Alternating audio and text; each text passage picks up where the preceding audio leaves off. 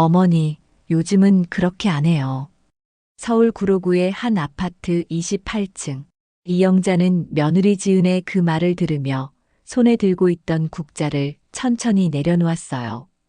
방금 끓인 된장찌개에서 김이 모락모락 피어오르는데 그 김처럼 가슴 한구석에서 뭔가가 스르르 사라지는 기분이었죠. 68세. 환갑을 넘긴 지 벌써 8년째인 이영자에게 이 아파트는 지난 5년간의 보금자리였어요. 아니, 보금자리라고 부르기엔 뭔가 애매한, 그렇다고 남의 집이라고 하기엔 또 억울한 그런 공간이었죠. 남편 박철수가 세상을 떠난 건 2020년 봄이었어요. 코로나가 막 시작되던 그 혼란스러운 시기에 남편은 조용히 눈을 감았죠. 병원도 마음대로 못 가던 때라 장례식도 제대로 치르지 못했어요. 어머니, 저희랑 같이 사세요. 아들 민수가 그렇게 말했을 때 이영자는 사실 조금 망설였어요. 혼자 사는 게 외롭긴 해도 젊은 부부 사이에 끼어드는 게 마음 편할까 싶었거든요. 하지만 손자 준호가 아장아장 걸어 나와 할미 하고 부르는 걸 보니 저절로 손이 나가더라고요. 그래, 가족이잖아. 서로 도우며 사는 거지.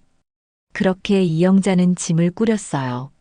40년을 살던 신림동 빌라를 정리하고 아들네 아파트로 들어갔죠. 처음엔 다들 좋아했어요. 민수는 어머니 계시니까 든든하다고 했고, 지은도 어머니가 요리를 워낙 잘하시니까 많이 배워야겠어요 하며 웃었죠.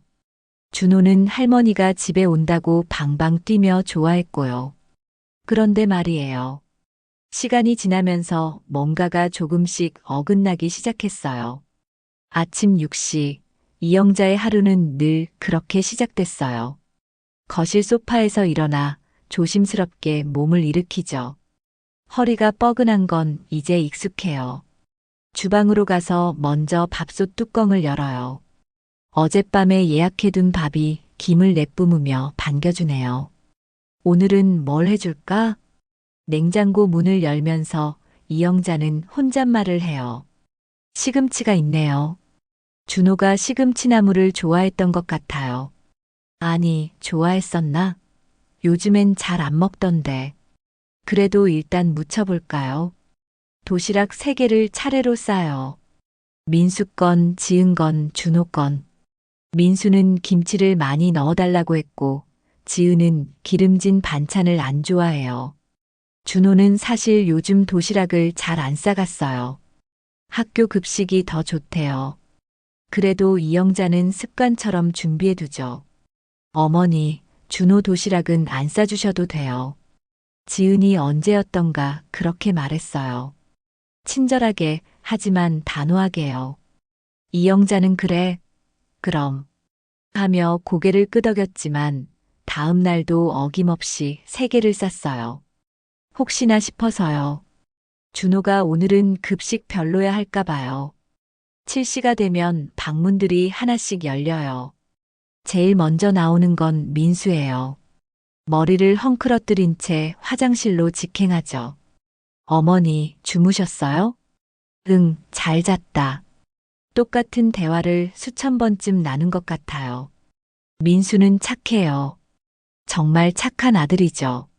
어렸을 때부터 말썽 한 번 부린 적 없고, 엄마 아빠 말 잘 듣고, 공부도 열심히 해서 대학도 나왔어요. 지금은 IT 회사에 다니며 꽤 괜찮은 월급을 받고 있죠. 하지만 이영자는 가끔 궁금해요. 민수는 정말 자기 생각이 있는 걸까? 아니면 늘 누군가의 말에 맞춰 사는 걸까? 회사에서는 상사 말을 잘 듣고, 집에서는 아내 말을 잘 듣고, 가끔 엄마한테도 네, 어머니 하고 고개를 끄덕이지만 정작 자기 의견은 잘 안 보여요. 지은은 7시 반쯤 나와요. 단정하게 머리를 묶고 화장을 가볍게 한 모습으로요. 지은은 예뻐요. 이영자도 그건 인정해요. 키도 크고 옷도 잘 입고 말도 또박또박 잘해요. 좋은 대학 나와서 좋은 회사에 다니다가 출산 후 잠깐 쉬었는데 작년에 복직했죠. 어머니, 아침 차려주셨어요? 응, 먹어라. 감사합니다. 감사하다는 말은 해요. 항상 해요. 하지만 그 말 속에 진짜 감사함이 있는지는 잘 모르겠어요. 마치 정해진 대본처럼 며느리가 시어머니에게 해야 하는 인사말처럼 들릴 때가 많거든요. 식탁에 둘러앉아요. 이영자가 정성껏 차린 아침상이에요. 된장찌개, 시금치나물, 계란말이, 김치, 그리고 갓 구운 김이요. 와, 맛있겠다. 민수는 늘 그렇게 말해요. 하지만 숟가락을 드는 속도를 보면 알 수 있어요. 빨리 먹고 나가고 싶어 한다는 걸요. 지은은 조금 더 천천히 먹지만 계속 스마트폰을 들여다봐요. 뉴스를 보는지 메신저를 확인하는지 시선은 늘 화면 위에 있죠. 준호야, 일어나. 지은이 소리쳐요. 방에서 인기척이 없으면 한 번 더 준호야. 학교 늦어. 그제야 덜컹 소리가 나며 9살 손자가 비틀거리며 나와요. 할미. 그래, 우리 강아지. 어서 씻어. 이영자는 준호를 보면 마음이 따뜻해져요. 이 작은 사람이 이 집에서 유일하게 자기를 할미라고 부르는 사람이거든요. 다른 사람들은 어머니라고 불러요. 존댓말로 거리를 두고요. 하지만 준호는 달라요. 할미 품에 파고들어 할미 냄새 좋아하고 웃던 그 아이가 이영자의 유일한 위안이었죠. 그런데 최근 들어 준호도 달라졌어요. 준호야, 할미가 떡 만들었어. 내가 좋아하는 송편이야. 엄마, 나 학원 가야 돼. 잠깐만, 하나만 먹고 가. 싫어. 배불러. 그렇게 뿌리치고 가버려요.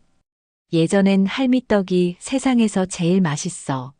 하며 볼에 가득 넣고 오물오물 씹던 아이였는데요. 이제는 학원 스케줄이, 친구들이, 게임이 더 중요한가 봐요. 이영자는 혼자 남은 송편을 바라봐요. 쑥을 직접 캐서 넣고 깨를 볶아 속을 만들고 정성껏 빚은 송편이에요. 며칠 전 명절도 아닌데 왜 송편을 만드냐고 지은이 물었을 때 이영자는 그냥 손주가 좋아해서라고 대답했어요. 지은은 네. 하더니 더 이상 묻지 않았죠. 설거지를 하면서 이영자는 창밖을 봐요. 28층에서 내려다 보이는 서울의 아침이에요. 차들이 빽빽하게 도로를 메우고 사람들이 분주하게 움직여요. 저 많은 사람들도 다 자기 삶을 살아가고 있겠죠. 누군가는 출근하고, 누군가는 학교 가고, 누군가는 어머니. 뒤에서 지은의 목소리가 들려요. 네. 저 다음 주부터 회의가 좀 많아져서요. 준호 방학 때 낮에 좀 봐주실 수 있으세요? 응, 그래야지. 감사합니다. 그리고 준호 영어 학원 보내야 하는데 화요일, 목요일 오후 3시까지 데려다 주셔야 해요. 메모 남겨둘게요. 알았어. 아, 그리고 준호 유튜브 보는 거 제발 못 보게 해주세요. 하루 30분 이상 안 돼요. 그래. 지은은 미소를 지으며 현관으로 가요. 민수도 뒤따라가죠. 다녀오겠습니다. 문이 닫히는 소리가 나고 집은 다시 조용해져요. 이영자는 소파에 앉아요. 갑자기 온몸이 무거워요. 나는 뭐지? 그런 생각이 들어요. 가족을 위해 산다고 생각했는데 정작 가족들은 나를 가족으로 보는 걸까? 아니면 그냥 편리한 가사도우미로 보는 걸까요? 창밖의 하늘은 맑아요. 오늘도 날씨가 좋네요. 하지만 이영자의 마음은 왠지 흐려요. 저녁이 됐어요. 이영자는 또 주방에 서 있어요. 오늘 저녁은 뭘 할까 고민하다가 민수가 좋아하는 김치찌개를 끓이기로 했어요. 돼지고기도 넉넉히 넣고 두부도 큼직하게 썰어 넣었죠. 다녀왔습니다. 문이 열리고 민수와 지은이 들어와요. 준호는 학원에서 늦게 온대요. 저녁 먹어라. 김치찌개 끓였어. 와, 좋아요. 민수는 씻으러 가고 지은은 거실에서 잠깐 앉아 쉬어요. 이영자는 밥을 퍼요. 김치찌개를 끌끌 끓이며 간을 맞춰요. 식탁에 다시 둘러앉아요. 김치찌개가 보글보글 끓는 소리가 들려요. 어머니, 요즘 김치찌개 너무 짜요. 지은이 말해요. 웃으며요. 그래, 내가 간을 좀 세게 했나? 네, 요즘은 나트륨 섭취 줄여야 해서요. 덜 짜게 해주시면 좋겠어요. 알았어. 그리고 준호한테 떡 자꾸 주지 마세요. 비만 위험 있어요. 어린이는 당 섭취 조절해야 해요. 응. 아, 그리고 청소기 돌리실 때 로봇 청소기 쓰세요. 무거운 거 들지 마시고요. 어머니 허리 안 좋으시잖아요. 지은은 친절해요. 정말 친절해요. 하지만 그 친절 속에서 이영자는 자꾸만 작아져요. 마치 자기가 잘못하고 있는 것처럼, 자기가 방해가 되는 것처럼요. 민수는 묵묵히 밥을 먹어요. 아무 말도 안 해요. 밤이 깊었어요. 이영자는 거실 소파에 누워 있어요. 천장을 바라보며 눈을 감았다 뜨기를 반복해요. 나는 언제부터 이렇게 됐을까? 젊었을 때 생각이 나요. 25에 시집 와서 26에 민수를 낳았어요. 남편은 성실했지만 말수가 적었고 이영자는 혼자서 아이를 키우고 집안일을 하며 살았죠. 그땐 힘들었지만 뭔가 의미가 있었어요. 내가 이 가족을 지탱하고 있다는 자부심도 있었고요.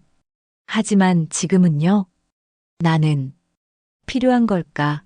아니면 그냥 있는 걸까? 눈물이 핑 돌아요. 하지만 울지 않아요. 울면 안 돼요. 가족들이 불편해할 테니까요. 다음 날 아침 식탁은 또 차려졌어요. 하지만 이영자는 혼자 앉아 있어요. 민수는 일찍 출근했고, 지은은 아침 미팅이 있다며 나갔고, 준호는 학교 갔어요. 텅 빈 식탁에서 혼자 숟가락을 들어요. 내가 내 집에서 식탁 앞에 혼자 앉아 밥을 먹고 있구나. 그 문장이 가슴에 박혀요. 창밖의 서울은 오늘도 분주해요. 하지만 이영자의 세계는 점점 좁아지고 있었어요.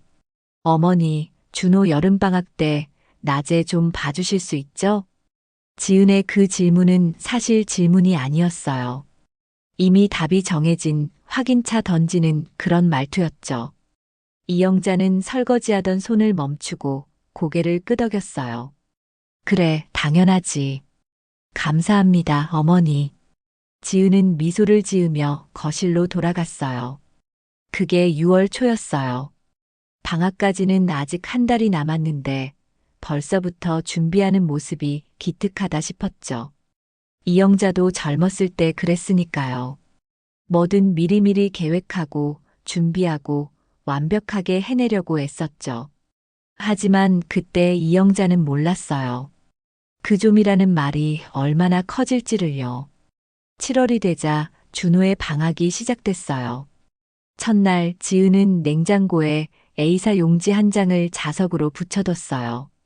준호 여름방학 일정표. 오전 9시 기상 및 아침 식사. 오전 10시 11시 독서 시간 권장도서 목록 별도 첨부. 오전 11시 12시 수학 문제집 2페이지.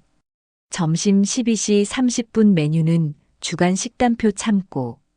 오후 1시 2시 낮잠 또는 자유시간단. TV 및 게임 금지. 오후 2시 30분 영어 학원 출발 화, 목. 오후 3시 수영 레슨 출발 월, 수, 금. 저녁 6시 귀가 및 저녁 식사. 이영자는 그 종이를 한참 들여다봤어요.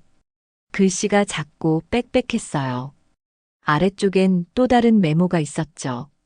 어머니, 준호가 TV 보고 싶다고 하면 하루 30분만 허용해 주세요. 유튜브는 절대 안 됩니다. 간식은 과일 위주로, 과자는 주 2회 이내로 제한 부탁드려요. 물 자주 마시게 해주시고 핸드폰은 만지지 못하게 해주세요. 한숨이 나왔어요. 아니, 한숨이라기보단 그냥 긴 숨이 나왔다고 해야 할까요? 이영자는 민수를 키울 때 이런 일정표 같은 건 만들어 본 적이 없었어요. 그냥 배고프면 밥 먹이고, 놀고 싶으면 놀리고, 자고 싶으면 재웠죠. 물론 시대가 다르긴 해요. 요즘 아이들은 학원도 많이 다니고, 관리도 더 철저하게 받으니까요. 그래도 애가 애답게 크려면 좀 숨통이 트여야 하는 거 아닌가. 그런 생각을 했지만 입 밖으로 꺼내진 않았어요. 지은한테 뭐라고 하면 요즘은 그렇게 안 해요라는 대답이 돌아올 게 뻔했으니까요. 첫 주는 그럭저럭 괜찮았어요. 준호도 처음엔 할머니랑 있는 게 좋은지 할미 같이 놀자 하며 웃었어요. 이영자는 독서 시간에 옆에 앉아 준호가 책 읽는 모습을 지켜봤고 수학 문제집을 풀 땐 우리 강아지 잘하네 하며 머리를 쓰다듬어줬죠. 하지만 문제는 점점 커졌어요. 할미, 나 심심해. 그럼 뭐 하고 싶은데? TV 보고 싶어. 엄마가 30분만 보래. 에이, 1시간만. 안 돼. 엄마 말 들어야지. 준호가 삐쳐서 방으로 들어가 버렸어요. 이영자는 난감했어요. 달래주고 싶은데 지은이 써놓은 규칙을 어길 순 없었거든요. 그날 저녁 지은이 돌아와서 준호에게 물었어요. 오늘 뭐 했어? 아무것도 안 했어. 심심했어. 지은의 시선이 이영자에게로 향했어요. 뭐라고 말하진 않았지만 그 눈빛이 뭔가 묻고 있었어요. 제대로 봐주신 거 맞아요? 이영자는 애써 웃으며 말했어요. 책도 읽고 문제집도 풀고 그랬어. 그치, 준호야? 준호는 대답 없이 방으로 들어갔어요. 둘째 주가 되자 일정이 더 늘어났어요. 지은이 또 종이를 붙여뒀어요. 어머니, 준호 피아노 학원도 추가됐어요. 수요일 오후 4시예요. 학원 끝나고 데려올 때 간식 챙겨주세요. 준호가 요즘 물을 잘 안 마셔서 걱정인데 30분마다 한 번씩 마시게 해주시면 감사하겠습니다. 30분마다요? 이영자는 핸드폰 타이머를 맞춰뒀어요. 딩동 소리가 날 때마다 준호야, 물 마셔 하고 불렀죠. 준호는 처음엔 잘 마셨지만 나중엔 짜증을 냈어요. 할미, 나 안 목말라. 그래도 마셔야 해. 엄마가 그러래. 왜 엄마 말만 들어? 나는 안 마실 거야. 9살 아이가 소리를 지르며 방문을 쾅 닫았어요. 이영자는 손에 든 물컵을 내려다봤어요. 물이 찰랑거렸어요. 마치 자기 마음처럼요. 학원 데려다 주는 것도 생각보다 힘들었어요. 영어 학원, 수영 레슨, 피아노 학원. 각각 위치가 달랐어요. 이영자는 버스를 타고 지하철을 타고 때론 택시를 타고 준호를 데려다 줬어요. 무릎이 아팠지만 참았어요. 허리가 뻐근했지만 괜찮다고 스스로를 다독였죠. 할미, 나 학원 가기 싫어. 그래도 가야지. 엄마가 등록해뒀잖아. 나는 집에서 놀고 싶어. 이영자는 대답할 말이 없었어요. 사실 본인도 그렇게 생각했거든요. 9살 아이가 하루 종일 학원만 다니는 게 맞는 건지, 이게 정말 아이를 위한 건지 잘 모르겠었어요. 셋째 주쯤 됐을 때 민수가 조심스럽게 말을 꺼냈어요. 어머니, 많이 힘드시죠? 아니, 괜찮아. 준호 데려다 주시느라 고생 많으세요. 뭘 손주인데. 민수는 미안한 표정을 지었어요. 하지만 그뿐이었어요. 지은한테 뭐라고 하거나 일정을 줄여보자고 하지 않았죠. 그냥 어머니, 감사합니다 하고 돌아섰어요. 이영자는 그 뒷모습을 바라보며 생각했어요. 민수는 늘 그랬어요. 미안해하긴 하지만 바꾸지는 않았어요. 엄마가 힘들어하는 걸 알면서도 아내 편을 들었죠. 아니, 편을 든다기보단 그냥 아무것도 안 하는 거예요. 중립을 지키는 척 하면서요. 어느 날 오후 이영자는 준호를 영어 학원에 데려다 주고 돌아오는 길이었어요. 버스 안에서 창밖을 보는데 공원에서 노는 할머니들이 보였어요. 평상에 앉아 이야기 나누고 웃고 있었죠. 나도 저렇게 살 수 있을까? 문득 그런 생각이 들었어요. 손주 돌보는 것도 좋지만 나도 내 친구들 만나고 싶고 차 한 잔 마시며 수다 떨고 싶고 그냥 아무 생각 없이 공원 벤치에 앉아 있고 싶었어요. 집에 돌아오니 지은이 먼저 와 있었어요. 재택 근무를 하는 날이었나 봐요. 어머니 오셨어요? 응, 준호는 학원 갔어. 아, 네. 어머니, 잠깐 말씀드릴 게 있는데요. 지은은 노트북을 덮으며 이영자를 바라봤어요. 뭔가 진지한 표정이었죠. 다음 주부터 제가 프로젝트 마감이 있어서 좀 바빠질 것 같아요. 그래서 준호 저녁도 챙겨주셔야 할 것 같은데. 괜찮으시죠? 그래. 메뉴는 제가 정리해서 드릴게요. 준호가 편식이 심해서 이것저것 신경 써야 할 게 좀 있어요. 지은은 또 종이를 꺼냈어요. 준호 식단 가이드라고 쓰여 있었어요. 월요일 닭가슴살 샐러드 드레싱은 발사믹, 준호가 요거트 드레싱 싫어함. 화요일 연어 구이와 브로콜리 소금 간은 최소화. 수요일 두부 스테이크 간장 양념, 마늘은 빼주세요. 이영자는 그 종이를 받아들고 멍하니 바라봤어요. 연어요? 두부 스테이크요? 9살 아이가 이런 걸 먹나요? 지은아. 네, 어머니. 준호가 이런 거 좋아해? 지은은 잠깐 멈칫했어요. 좋아하진 않지만 건강을 위해서요. 요즘 아이들 비만율이 너무 높잖아요. 그래도 애가 좋아하는 걸 해줘야 하는 거 아니야? 어머니, 요즘은 그렇게 안 해요. 또 나왔어요. 그 말이요. 요즘은 그렇게 안 해요. 이영자는 입을 다물었어요. 더 이상 할 말이 없었거든요. 넷째 주 이영자는 한계에 다다르고 있었어요. 아침에 일어나면 온몸이 쑤셨어요. 밤에는 잠이 잘 안 왔고, 낮에는 계속 피곤했어요. 학원 오가는 길에 계단을 오르내릴 때마다 무릎이 욱신거렸죠. 그날도 준호를 수영 레슨에 데려다 주고 집에 돌아왔어요. 소파에 털썩 앉았는데 핸드폰이 울렸어요. 지은이었어요. 어머니, 오늘 회의가 길어져서 늦을 것 같아요. 준호 데리러 가주실 수 있으세요? 응, 감사합니다. 그리고 저녁은 냉장고에 있는 재료로 파스타 해주세요. 레시피 사진 보내드릴게요. 전화가 끊겼어요. 곧이어 카톡으로 레시피 사진이 왔어요. 복잡한 요리 과정이 사진과 함께 설명돼 있었죠.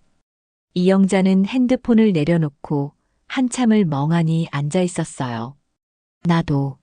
나도 아이 키워본 사람인데, 민수를 키울 때는 이렇게까지 하지 않았어요. 그냥 아이가 배고프면 밥 먹이고, 울면 안아주고, 웃으면 같이 웃어줬어요. 레시피 같은 거 없었고, 일정표 같은 것도 없었죠. 그냥 엄마의 마음으로 할 수 있는 만큼 해줬어요. 하지만 지금은요, 이영자는 엄마가 아니라 마치 직원 같았어요. 정해진 매뉴얼대로 움직이고, 지시받은 대로 실행하고, 보고하는 그런 사람이요. 준호를 데리러 수영장에 갔어요. 준호는 젖은 머리로 나왔어요. 할미. 그래, 수영 재밌었어? 응. 근데 할미, 나 배고파. 집 가서 저녁 먹자. 오늘 뭐 먹어? 파스타. 또, 나 엄마가 해주는 거 싫어. 맛없어. 이영자는 준호의 손을 잡으며 쓴웃음을 지었어요. 아이도 알고 있었던 거예요. 엄마가 강요하는 음식들이 맛없다는 걸요. 그럼 할미가 맛있게 해줄게. 진짜? 할미 옛날에 해준 김치볶음밥처럼? 그건 안 돼. 엄마가 안 된대. 준호의 표정이 어두워졌어요. 이영자도 마음이 무거웠어요. 집에 와서 파스타를 만들었어요. 레시피대로 했지만 솔직히 자신이 없었어요. 파스타 같은 건 만들어 본 적이 거의 없었거든요. 면을 삶고 소스를 만들고 야채를 볶고 복잡했어요. 준호야 먹어. 준호는 포크로 면을 몇 가닥 집어 입에 넣었어요. 그리고는 얼굴을 찡그렸어요. 맛없어. 그래도 먹어야지. 할미가 만들었잖아. 나 안 먹을래. 준호가 식탁을 박차고 일어났어요. 이영자는 그 모습을 보며 탄식했어요. 저녁 9시쯤 지은이 돌아왔어요. 민수도 함께요. 어머니, 준호는요? 방에 있어. 저녁을 안 먹었어. 네. 왜요? 파스타가 입에 안 맞았나 봐. 지은의 얼굴이 굳었어요. 어머니, 레시피대로 하셨어요? 응, 했는데. 지은은 주방으로 가서 남은 파스타를 봤어요. 포크로 하나 집어 먹어보더니 고개를 저었어요. 면이 너무 익었어요. 알덴테로 삶아야 하는데. 알덴테가 뭔데? 조금 덜 익힌 상태요. 그리고 소스도 너무 묽어요. 지은은 한숨을 쉬었어요. 그 한숨이 이영자의 가슴에 꽂혔어요. 어머니, 다음부턴 레시피 영상도 같이 보내드릴게요. 그게 더 쉬울 것 같아요. 알았어. 민수는 옆에서 아무 말도 하지 않았어요. 그냥 넥타이를 풀며 거실로 갔죠. 이영자는 설거지를 하며 눈물이 핑 돌았어요. 하지만 울지 않았어요. 울면 안 됐어요. 가족들이 더 불편해할 테니까요. 그날 밤 소파에 누워서도 잠이 오지 않았어요. 천장을 보며 생각했어요. 나는 뭘 잘못한 걸까? 왜 이렇게 힘들까? 다음 날 아침 지은이 출근하기 전에 또 종이를 붙였어요. 어머니, 준호 간식으로 과일 주실 때 껍질 꼭 벗겨주세요. 준호가 사과 껍질 먹으면 체해요. 그리고 TV 리모컨은 서랍에 넣어두세요. 준호가 몰래 보거든요. 이영자는 그 종이를 떼어냈어요. 천천히 조심스럽게요. 그리고 구겨서 쓰레기통에 넣었어요. 오후 지은이 퇴근도 하기 전에 외출했어요. 어디 가냐는 준호의 물음에 할미 잠깐 볼 일 있어 하고 나왔죠. 카페에 앉아서 커피 한 잔을 시켰어요. 오랜만에 혼자 나온 거였어요. 창밖을 보며 생각했어요. 나는 뭐지? 보모야? 가사도우미야? 아니면 그냥 집에 있는 가구? 핸드폰이 울렸어요. 지은이었어요. 어머니, 지금 어디세요? 준호 혼자 집에 있다는데요? 밖에 나왔어. 네. 준호는요? 좀 이따 들어갈게. 어머니, 준호 혼자 두시면 안 되잖아요. 목소리가 날카로워졌어요. 이영자는 전화를 끊었어요. 집에 돌아왔을 때 지은이 먼저 와 있었어요. 얼굴이 굳어 있었죠. 어머니, 미안해. 어디 가신 거예요? 연락도 없이요? 그냥 답답해서. 지은은 한숨을 쉬었어요. 어머니, 제가 부탁드린 게 많은 건 알아요. 하지만 그래도 준호는 봐주셔야죠.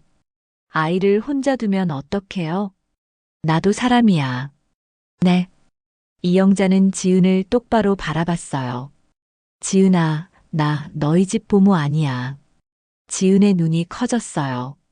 민수도 거실에서 나왔어요. 어머니, 무슨 말씀을. 나도 아이 키워본 사람이야. 민수 키울 땐 이런 거 없었어. 레시피도 없었고, 일정표도 없었고, 매뉴얼도 없었어. 그냥 내 방식대로 키웠지. 그런데 지금 난 뭐 하고 있는 거야? 너희가 시킨 대로만 하고 있잖아. 어머니, 그건 나도 힘들어. 많이 힘들어. 이영자의 목소리가 떨렸어요. 침묵이 흘렀어요. 민수는 어찌할 바를 몰라 했고, 지은은 입술을 깨물었어요. 죄송해요, 어머니. 제가 너무 심했나 봐요. 아니야. 넌 잘못 없어. 다만, 이영자는 말을 이었어요. 다만, 나도 존중받고 싶어. 내가 해주는 게 당연한 게 아니라 고마운 거였으면 좋겠어. 그리고 내 방식도 조금은 인정해줬으면 좋겠어. 지은은 고개를 숙였어요. 그날 밤, 이영자는 또 소파에 누웠어요. 하지만 이번엔 조금 달랐어요. 말을 했으니까요. 속에 담아뒀던 걸 꺼냈으니까요. 하지만 동시에 불안했어요. 이제 어떻게 되는 걸까? 창밖의 서울은 여전히 불빛으로 가득했어요. 하지만 이영자의 마음속엔 어둠이 짙어지고 있었어요. 어머니, 진지하게 한번 이야기 좀 해요. 민수가 먼저 말을 꺼낸 건 그 사건이 있고 사흘째 되던 날이었어요. 지은은 일부러 늦게 퇴근했고 준호는 학원에 간 시간이었죠. 거실엔 모자 둘만 남았어요. 이영자는 차를 내우며 민수 맞은편에 앉았어요. 아들의 얼굴이 피곤해 보였어요. 요즘 회사 일이 많다고 했었죠. 무슨 얘기? 어머니가 요새 많이 힘드신 것 같아서요. 지은이랑도 얘기했어요. 우리가 너무 어머니한테 기댔던 것 같아요. 민수의 목소리는 조심스러웠어요. 마치 깨지기 쉬운 유리를 다루듯 말했죠. 이영자는 차를 한 모금 마셨어요. 따뜻한 액체가 목으로 넘어갔지만 가슴 한구석은 여전히 차가웠어요. 그래서 앞으로는 준호 돌보는 거 줄일게요. 지은이가 재택 늘리기로 했고 학원도 몇 개 빼기로 했어요. 이영자는 민수를 바라봤어요. 착한 아들이에요. 정말 착해요. 하지만 그게 전부일까요? 민수야. 네, 어머니. 너는 어떻게 생각하는데? 제가요? 응. 지은이 생각은 들었어. 그럼 너는 엄마가 어떻게 살았으면 좋겠어? 민수는 잠시 말을 멈췄어요. 손으로 찻잔을 만지작거리며 시선을 내렸죠. 저는 어머니가 편하셨으면 좋겠어요. 편하다는 게 뭔데? 그게 민수는 말을 이어가지 못했어요. 이영자는 작은 한숨을 쉬었어요. 민수야, 너 어릴 때 기억나? 네. 내가 초등학교 2학년 때였나. 아빠가 사업 망해서 우리 원룸으로 이사 갔었잖아. 그때 너 친구들한테 놀림 받았다며 울었던 거 기억해? 민수는 고개를 끄덕였어요. 오래된 기억이지만 잊을 수 없었겠죠. 그때 엄마가 뭐라고 했는지 기억해? 기억 안 나요. 엄마가 그랬어. 민수야, 사람은 어디 사느냐가 아니라 어떻게 사느냐가 중요한 거야 라고. 이영자는 찻잔을 내려놓았어요. 엄마도 이제 어떻게 살아야 할지 생각해 봐야 할 것 같아. 민수의 얼굴이 굳었어요. 어머니, 무슨 말씀이세요? 나 나가서 살까 해. 그 말이 떨어지자 거실이 조용해졌어요. 시계 초침 소리만 또각또각 들렸죠. 민수는 찻잔을 든 손을 멈췄어요. 어머니, 왜 그렇게까지 생각하세요? 그렇게까지라는 게 뭐니? 나 혼자 사는 게 그렇게 이상한 일이야? 아니, 그게 아니라 저희가 잘못했으면 고칠게요. 제발 그런 말씀하지 마세요. 민수의 목소리에 당황스러움이 묻어났어요. 이영자는 아들의 그런 모습을 보며 마음이 아팠어요. 하지만 동시에 알았어요. 민수는 진심으로 엄마를 생각하는 게 아니라 그냥 불편해지는 상황이 싫은 거라는 걸요. 민수야, 너 엄마 생각해서 그러는 거 아니지? 네. 너 지금 엄마가 나가면 지은이한테 미안하고 주변 사람들이 뭐라고 할까봐 그러는 거잖아. 민수는 대답하지 못했어요. 이영자는 자리에서 일어났어요. 더 이상 할 말이 없었어요. 그날 밤 이영자는 잠을 이루지 못했어요. 소파에 누워 천장을 바라보며 지난 68년을 떠올렸어요. 25에 결혼해서 남편 뒷바라지하며 살았어요. 시부모님 모시고 아이 키우고 집안일 하며 살았죠. 젊었을 땐 그게 당연한 줄 알았어요. 여자는 그렇게 사는 거라고 배웠으니까요. 남편이 사업 실패했을 땐 식당에서 설거지 일도 했어요. 손이 트고 허리가 아파도 참았어요. 민수 대학 보내야 했으니까요. 남편이 아플 땐 병원 오가며 간병했어요. 본인도 아팠지만 꾹 참았죠. 그렇게 평생을 남을 위해 살았어요. 그런데 이제 와서 돌아보니 정작 이영자라는 사람은 어디에 있었을까요?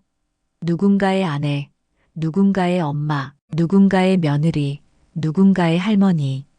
늘 누군가에게 속한 사람으로만 살았지. 이영자 본인으로 산 적이 있었나요? 핸드폰을 켰어요. 새벽 2시였어요. 연락처를 넘기다가 옛 친구 김복자의 번호를 발견했어요. 한때는 매일 통화하던 사이였는데 아들네 집에 온 뒤로는 연락이 뜸했죠. 복자는 뭐하고 살까? 복자는 혼자 살았어요. 남편과 일찍 이혼했고 자식도 없었죠. 주변에선 불쌍하다고 했지만 복자는 늘 밝게 웃었어요. 나 혼자 사는 거 너무 좋아하며요. 예전엔 이해가 안 됐어요. 혼자 사는 게 뭐가 좋다고. 하지만 지금은 조금 알 것 같았어요. 다음 날 아침 지은이 먼저 말을 걸어왔어요. 어머니, 죄송해요. 제가 너무 제 방식만 고집했어요. 어머니 입장은 생각 안 하고요. 지은의 목소리는 진심처럼 들렸어요. 하지만 이영자는 알았어요. 진심이라고 해서 모든 게 해결되는 건 아니라는 걸요. 괜찮아. 앞으로는 어머니 의견도 많이 여쭤볼게요. 그리고 준호 학원도 줄이고요. 응. 그러니까 나가신다는 말씀은 거두어 주세요.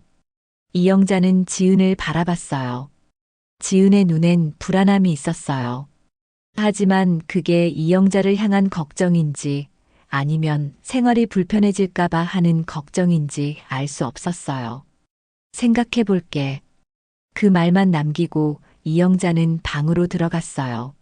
며칠이 지났어요. 지은은 정말 노력했어요. 일정표를 치웠고 준호 학원도 2개를 뺐어요.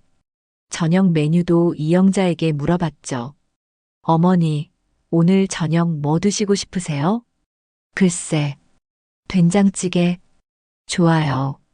어머니 된장찌개가 최고죠. 웃으며 말했어요. 하지만 그 웃음이 어색했어요. 마치 연기하는 것 같았죠. 준호도 할머니한테 더 다정해졌어요. 할미, 미안해. 내가 짜증 많이 냈지? 아니야, 우리 강아지. 할미, 나 할미 떡 먹고 싶어. 그렇게 말하는 준호가 기특했어요. 하지만 동시에 슬펐어요. 아이도 눈치를 보고 있다는 게요. 민수는 퇴근 후 이영자 옆에 앉아 TV를 같이 봤어요. 어머니, 요즘 이 드라마 재밌다면서요? 응. 저도 같이 볼게요. 민수는 옆에 앉아 드라마를 봤어요. 하지만 계속 핸드폰을 봤죠. 관심이 없는 게 뻔했어요. 모두가 노력했어요. 정말 노력했어요. 하지만 이영자는 알았어요. 이건 근본적인 해결이 아니라는 걸요. 그냥 당장 불편한 상황을 피하려고 애쓰는 거라는 걸요. 어느 날 저녁, 이영자는 복자에게 전화를 걸었어요. 복자야, 나야. 어머, 영자야. 오랜만이다. 잘 지내? 응. 그냥. 왜? 목소리가 안 좋은데? 이영자는 한참을 말하지 못했어요.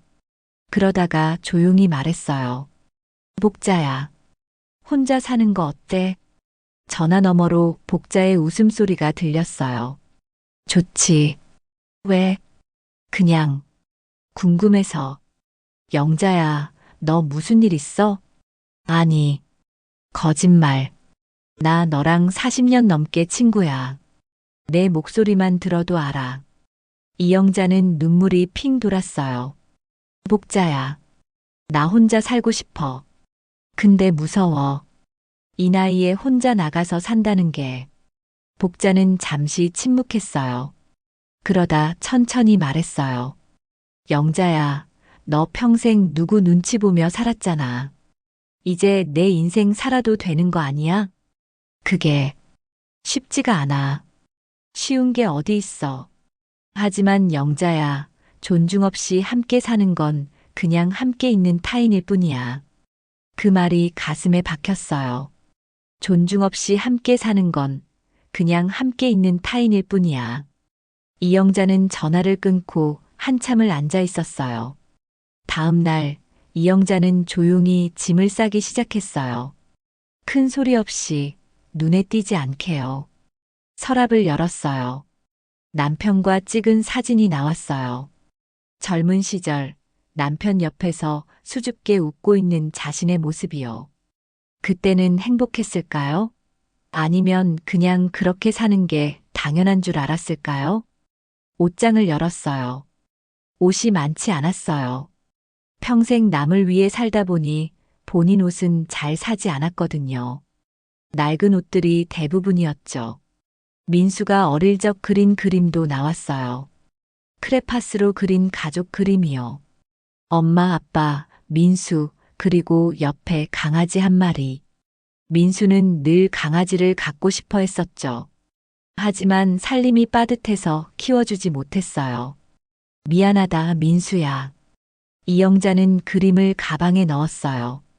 짐을 다 싸고 나니 작은 캐리어 하나였어요. 68년의 삶이 이렇게 가볍게 담기다니요. 거울을 봤어요. 주름 가득한 얼굴, 희끗희끗한 머리, 굽은 어깨. 언제 이렇게 늙었을까요? 이제는 내 인생의 주인공이 되어야겠다. 작게 중얼거렸어요. 새벽이었어요. 모두가 잠든 시간이요. 이영자는 조용히 거실을 나왔어요. 현관문 손잡이를 잡았을 때 뒤에서 소리가 들렸어요. 할미, 준호였어요. 잠옷 차림으로 방문을 열고 나와 있었죠. 준호야, 할미 어디가? 준호의 눈에 눈물이 고였어요. 이영자는 가슴이 찢어지는 것 같았어요. 할미, 잠깐 다녀올게. 거짓말. 할미 나 두고 가는 거지. 준호가 울음을 터뜨렸어요. 이영자는 무릎을 굽혀 준호와 눈높이를 맞췄어요. 준호야, 할미가 할미 집 가는 거야. 여기가 할미 집이잖아. 여기는 준호네 집이야. 이영자는 준호의 머리를 쓰다듬었어요. 할미 준호 사랑해. 많이 사랑해. 나도 할미 사랑해. 가지 마. 준호가 할머니 옷을 붙잡았어요. 이영자는 눈물을 참으며 준호의 손을 천천히 떼어냈어요. 할미 전화할게. 자주 보러 올게. 약속? 약속. 이영자는 일어섰어요. 캐리어를 끌고 현관문을 열었어요. 뒤에서 준호의 울음소리가 들렸지만 발걸음을 멈추지 않았어요. 멈추면 안 됐어요. 멈추면 다시 돌아가게 될 테니까요. 엘리베이터를 탔어요. 문이 닫히면서 준호의 모습이 사라졌어요. 이영자는 그제야 눈물을 흘렸어요. 1층에 도착했어요. 아파트 로비를 나서자 새벽 공기가 차가웠어요. 하지만 동시에 상쾌했어요. 택시를 잡았어요. 기사님이 물었어요. 어디 가세요? 이영자는 복자가 알려준 주소를 말했어요. 구로의 작은 원룸이요. 택시가 출발했어요. 뒤를 돌아보니 아파트가 점점 작아지고 있었어요. 28층 어딘가에서 아직도 준호가 울고 있을까요? 민수와 지은은 아직 자고 있을까요? 미안해. 하지만 나도 살아야 해. 창밖으로 서울의 새벽이 지나갔어요. 아직 어두웠지만 동쪽 하늘이 조금씩 밝아지고 있었어요. 이영자는 핸드폰을 켰어요. 곧 민수에게서 전화가 올 거예요. 지은도 전화할 거예요. 뭐라고 말할까요? 설득하려고 할까요? 아니면 화를 낼까요? 하지만 이젠 상관없었어요.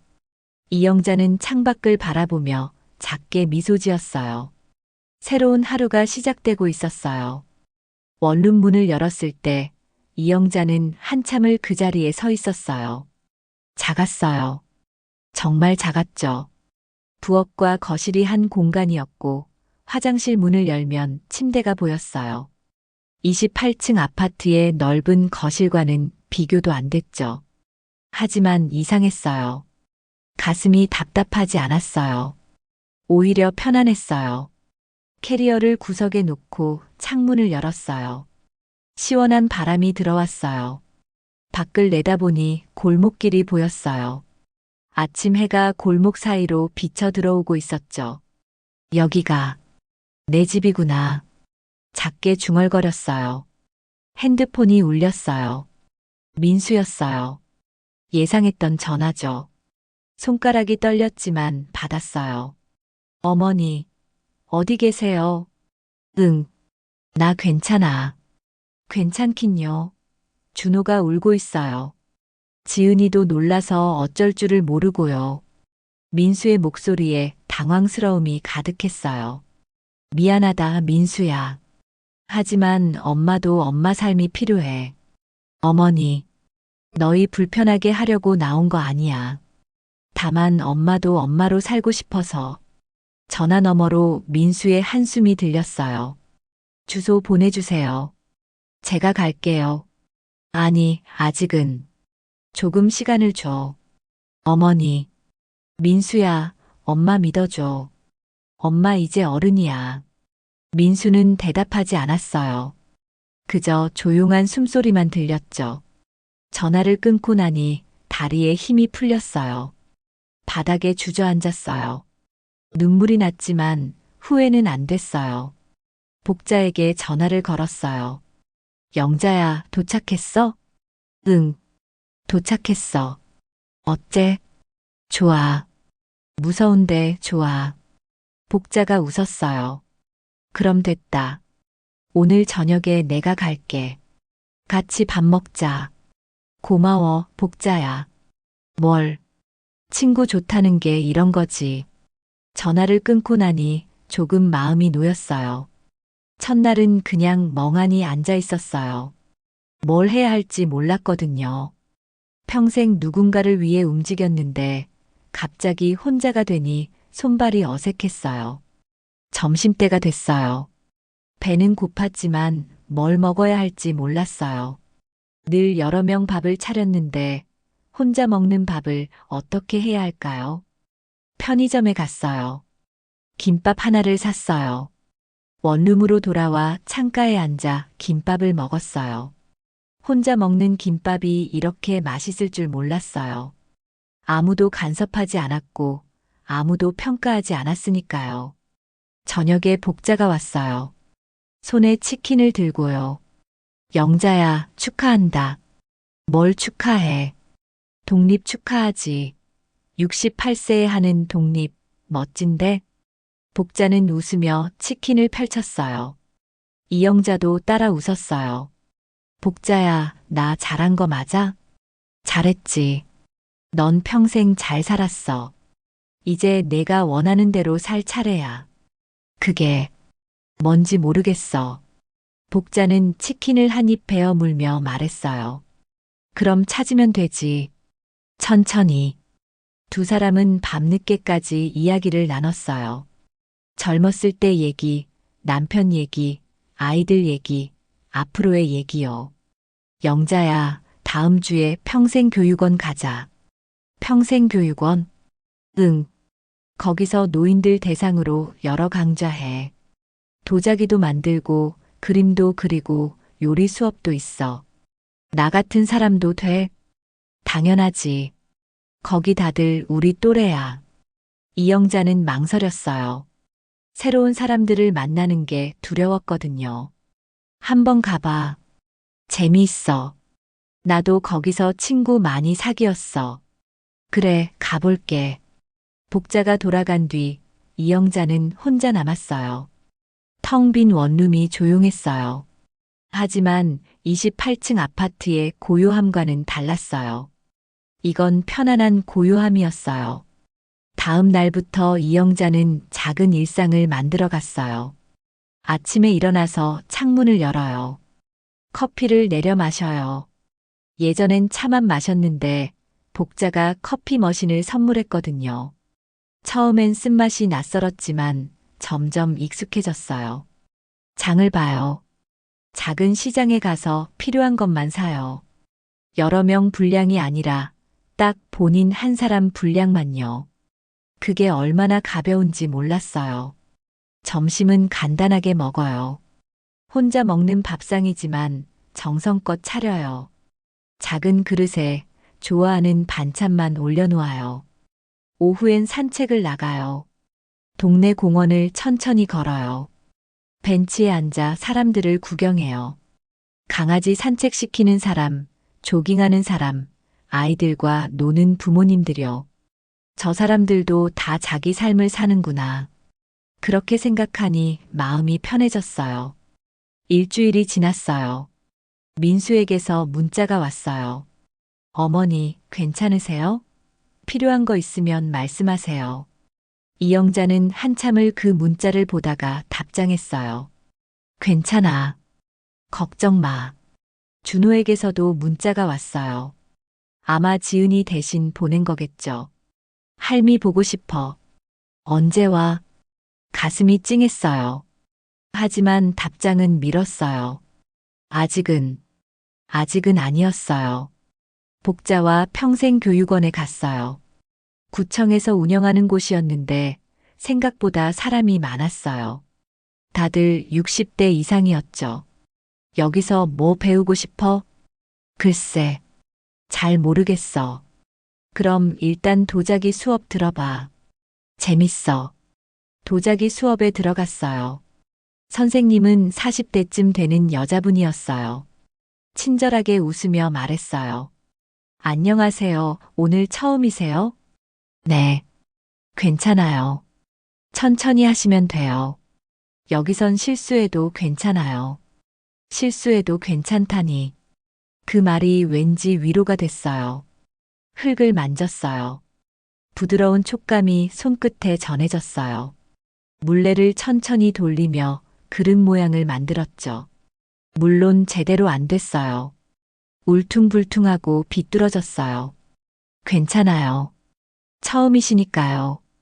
다음엔 더 잘 되실 거예요. 선생님이 웃으며 말했어요. 칭찬이 아니라 격려였지만 그래도 기분이 좋았어요. 수업이 끝나고 복자와 같은 반 사람들과 차를 마셨어요. 저는 박순이에요. 65살이고요. 작년에 남편 보내고 혼자 살아요. 저는 최영순이에요. 올해 70인데 혼자 사는 지 벌써 10년 됐네요. 다들 비슷한 처지였어요. 혼자 살거나 자식들과 떨어져 살거나 배우자를 잃었거나요. 저는 이영자예요. 68살이고 최근에 혼자 살기 시작했어요. 어머, 신출내기네요. 사람들이 웃었어요. 이영자도 따라 웃었어요. 혼자 사는 거 어때요? 아직은 잘 모르겠어요. 괜찮아요. 시간 지나면 좋아질 거예요. 우리도 다 그랬어요. 그 말에 이영자는 조금 안심이 됐어요. 집으로 돌아오는 길 핸드폰이 울렸어요. 지은이었어요. 어머니. 응. 괜찮으세요?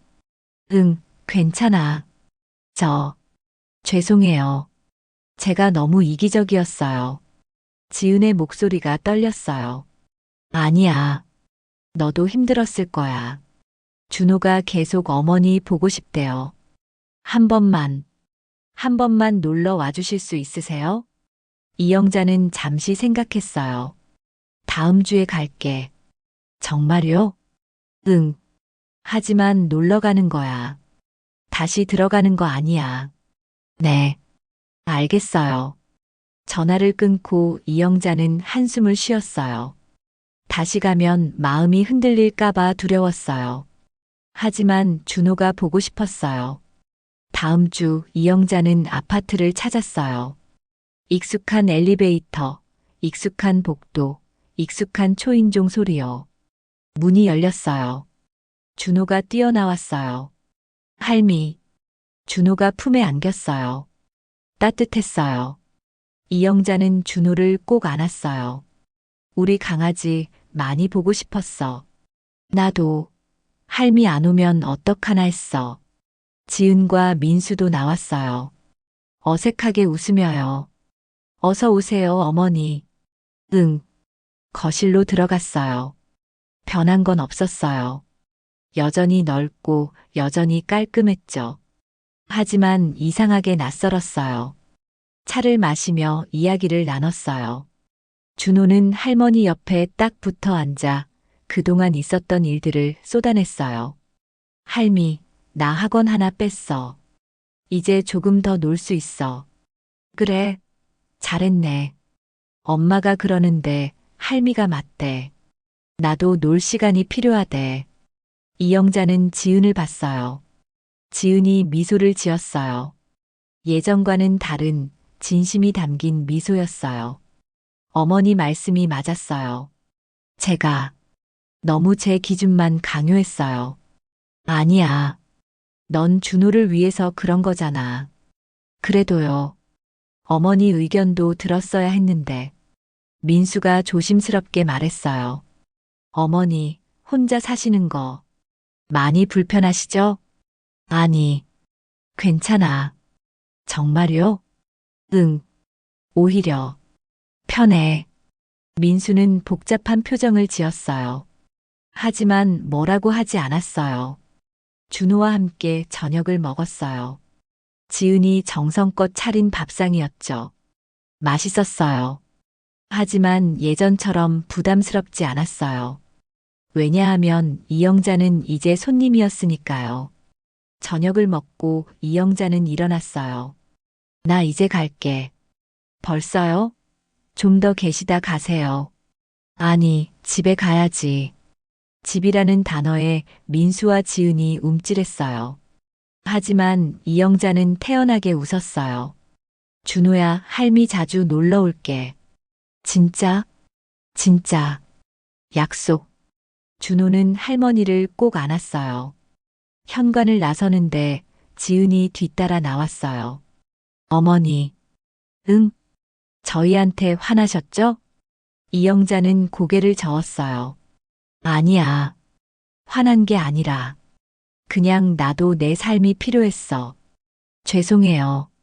사과할 필요 없어. 너희도 너희 삶이 있잖아. 지은의 눈에 눈물이 맺혔어요. 어머니, 가끔 놀러 와 주세요. 그럴게. 이영자는 엘리베이터에 탔어요. 문이 닫히며 지은의 모습이 사라졌어요. 원룸으로 돌아왔어요.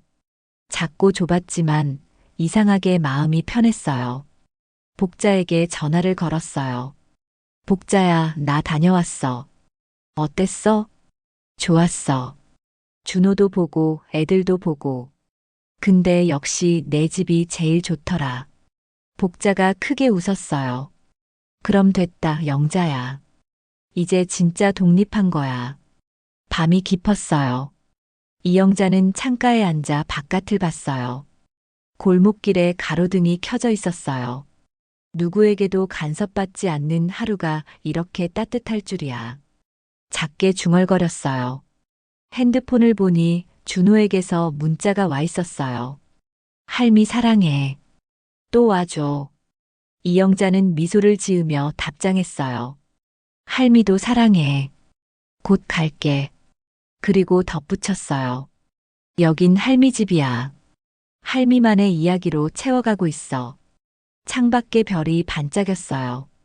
작은 원룸이지만 이곳은 이영자의 세계였어요. 이제 막 시작된 새로운 이야기의 무대였죠.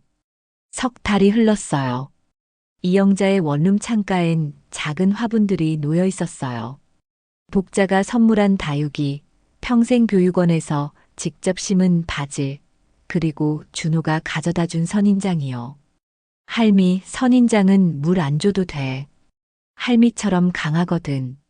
준호가 그렇게 말했을 때 이영자는 웃었어요. 자기가 강하다니 평생 처음 들어보는 말이었거든요.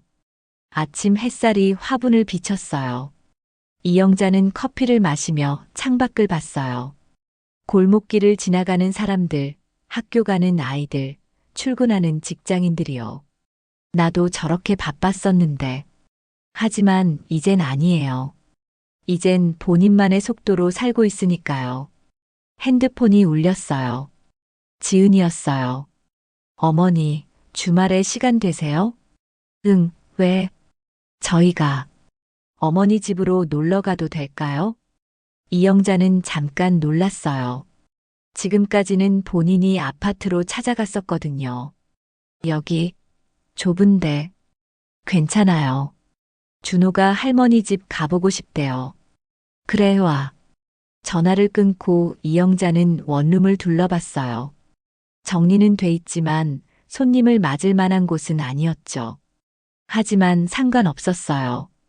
이곳이 본인의 집이니까요. 토요일 오후 초인종이 울렸어요. 문을 열자 준호가 웃으며 서 있었어요.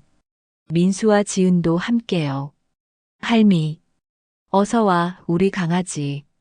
준호가 신발을 벗으며 두리번거렸어요. 와, 할미 집 진짜 작다. 근데 예쁘다. 그래, 고마워. 민수와 지은은 조심스럽게 들어왔어요. 좁은 공간에 4명이 있으니 꽉 찼죠. 어머니, 여기서 불편하진 않으세요? 민수가 걱정스럽게 물었어요. 아니, 괜찮아. 혼자 살기엔 딱 좋아. 지은이 창가의 화분들을 봤어요. 어머니, 이거 직접 키우세요? 응. 평생 교육원에서 배웠어. 와, 잘 크고 있네요. 지은은 진심으로 감탄하는 것 같았어요. 준호가 냉장고 위에 붙어 있는 사진들을 봤어요. 평생 교육원 친구들과 찍은 사진, 도자기 수업에서 만든 작품 사진, 복자와 카페에서 찍은 셀카요. 할미, 이거 할미 맞아? 웃고 있어. 그럼 할미가 웃으면 안 돼? 아니, 그게 아니라. 진짜 행복해 보여. 준호의 그 말에 이영자는 가슴이 뭉클했어요. 차를 내왔어요. 4명이 작은 테이블에 둘러앉았죠. 어머니, 요즘 어떻게 지내세요? 응, 바빠. 평생 교육원에서 도자기 수업 듣고 떡 만들기 클래스도 다니고 스마트폰 활용법도 배워. 정말요? 응. 복자가 자꾸 이것저것 권해서. 민수가 웃었어요. 어머니가 그렇게 바쁘실 줄 몰랐어요. 나도 몰랐어. 이렇게 할 게 많은 줄. 지은이 조심스럽게 말했어요. 어머니, 그동안 정말 죄송했어요. 제가 어머니를 사람으로 본 게 아니라 그냥 도움 주는 누군가로만 봤던 것 같아요. 지은의 목소리가 떨렸어요. 괜찮아. 아니에요. 괜찮지 않아요. 저도 나중에 나이 들면 어머니처럼 될 텐데, 그때 저도 이렇게 무시당하면 얼마나 속상할까 생각했어요. 이영자는 지은의 손을 잡았어요. 지은아, 넌 잘못 없어. 다들 그렇게 살잖아. 바쁘게 살다 보면 주변 사람 안 보이는 거야. 그래도요. 중요한 건 이제 알았잖아. 그걸로 됐어. 준호가 끼어들었어요. 할미, 나도 미안해. 내가 짜증 많이 냈지? 아니야. 넌 9살이잖아. 9살은 짜증내도 돼. 진짜? 진짜. 하지만 이제 10살 되면 조금만 참아줘. 준호가 웃었어요. 민수가 말했어요. 어머니, 저도. 죄송해요. 제가 중간에서 아무것도 안 했어요. 민수야. 아내 편만 들고 어머니 마음은 안 봤어요. 저 나쁜 아들이죠? 이영자는 고개를 저었어요. 아니야. 넌 착한 아들이야. 다만, 좀 소극적이었을 뿐이지. 앞으론 달라질게요.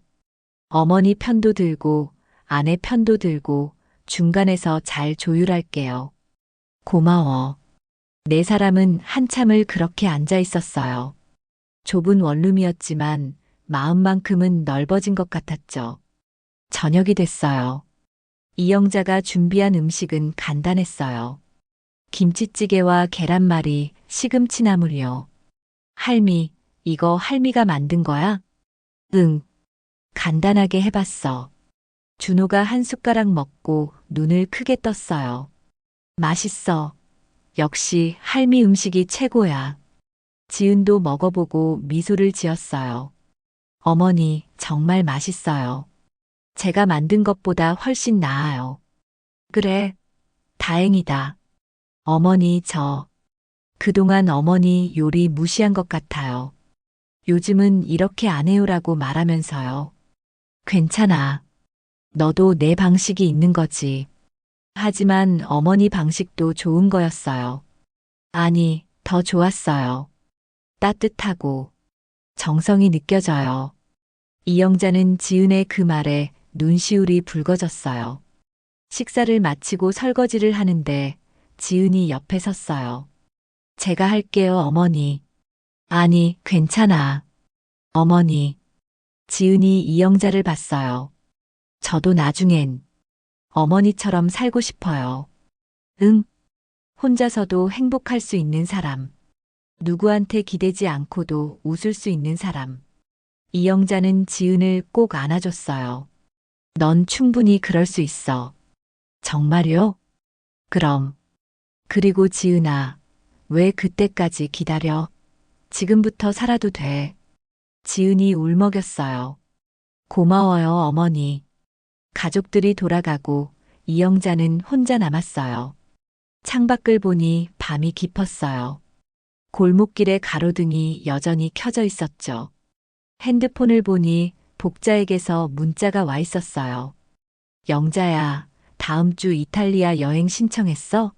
빨리 해. 자리 얼마 안 남았대. 이영자는 웃었어요. 이탈리아 여행이요. 평생 한 번도 생각 못 했던 거예요. 해외여행은 돈 많은 사람들이나 하는 줄 알았거든요. 하지만 복자가 말했어요. 영자야, 우리 나이에 언제 가봐. 지금 아니면 못 가. 맞는 말이었어요. 다음 날, 이영자는 평생교육원에 갔어요. 도자기 수업이 있는 날이었죠. 손이, 영순, 그리고 새로 들어온 분들과 함께 물레를 돌렸어요. 영자 씨, 이번엔 정말 잘 나왔네요. 선생님이 칭찬했어요. 이영자가 만든 작은 찻잔이었어요. 울퉁불퉁하지만 나름 모양이 잡혀 있었죠. 정말요? 네. 이번 달 전시회에 내도 될 것 같은데요. 전시회요? 네. 구청에서 주최하는 노인 작품 전시회예요. 관심 있으세요? 이영자는 잠시 망설였어요. 본인의 작품이 전시된다니 믿기지 않았거든요. 한번 해볼게요. 좋아요. 기대할게요. 수업이 끝나고 친구들과 차를 마셨어요. 영자 씨, 이탈리아 여행 간다며요? 응. 복자가 자꾸 가재. 부러워요. 저도 가고 싶은데. 그럼 같이 가요. 정말요? 그럼. 우리 다 같이 가요. 소니가 웃었어요. 좋아요. 할머니들 단체 여행, 재밌겠다. 모두가 웃었어요. 이영자도 함께 웃었어요. 한 달 뒤, 이영자는 인천공항에 서 있었어요. 복자와 소니, 영순, 그리고 평생교육원 친구들 5명이 함께였어요.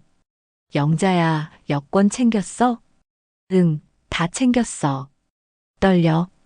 응, 많이. 복자가 손을 꼭 잡았어요. 괜찮아. 우리 같이 있잖아. 비행기에 올랐어요. 창밖으로 서울이 점점 작아졌어요. 이영자는 창밖을 보며 눈물을 흘렸어요. 내가 여기까지 오다니. 68년을 살면서 한 번도 상상하지 못한 일이었어요. 이탈리아는 아름다웠어요. 로마의 골목길, 피렌체의 성당, 베니스의 운하요. 친구들과 함께 걸으며 사진을 찍었어요. 젤라또도 먹고 파스타도 먹고 와인도 한 잔 마셨어요. 영자야, 이거 봐. 너 진짜 예쁘게 나왔어. 복자가 사진을 보여줬어요. 베니스 운하 앞에서 웃고 있는 이영자의 모습이요. 진짜? 그럼. 넌 몰랐겠지만 넌 웃을 때 진짜 예뻐. 이영자는 사진을 보며 미소 지었어요. 여행에서 돌아온 뒤 이영자는 아파트를 찾았어요. 준호가 문을 열어줬어요. 할미, 다녀왔어? 응, 다녀왔어. 선물 있어? 그럼. 할미가 안 사올 리 있겠어? 이영자는 가방에서 작은 상자들을 꺼냈어요. 준호에겐 베니스에서 산 가면, 민수에겐 가죽 지갑, 지은에겐 스카프요. 와, 고마워요, 어머니. 지은이 스카프를 목에 둘렀어요. 어머니, 여행 어떠셨어요? 좋았어. 너무 좋았어. 이영자는 핸드폰을 꺼내 사진들을 보여줬어요.